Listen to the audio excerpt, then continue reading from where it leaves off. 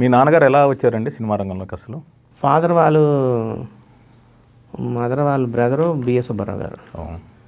ఆయన ఉండబట్టి ఆయన ఫాదర్ని తీసుకొచ్చారు. అంటే ఎన్టీ రామారావు గారికి పల్లెటూరు భీష్మ ఇలాంటి క్లాసిక్ సినిమా చేసిన వ్యక్తి ఆయన. చెంచు లక్ష్మి మైరామ అవన్నీ చేసిన ఆయన దగ్గర ఆయన ఫాదర్ని తీసుకొచ్చారు. ఫాదర్కి సినిమాటోగ్రఫీ అంటే ఇష్టం, బట్ ఆయన ఎడిటింగ్లో పెట్టారు. ఓకే అండి.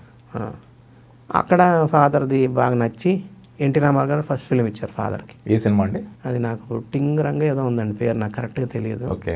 ఫస్ట్ ఫిలిం ఎన్టీ రామారావు గారు ఇచ్చారు ఎడిటర్గా ఫాదర్కి. ఓకేనండి. ఇచ్చి అక్కడ నుంచి మళ్ళీ అక్కడ ఫాదర్ కెరీర్ బాగానే ఉండేది. బాగా సురేష్ ప్రొడక్షన్స్లో కానీ, అవును సురేష్ సినిమాలన్నీ కేఏ మార్తాండ అన్నీ ఉండేదండి. ఫాదర్కి బాగానే జరిగింది. ఫాదర్ ఒక 200 సినిమాలు వర్క్ చేశారు.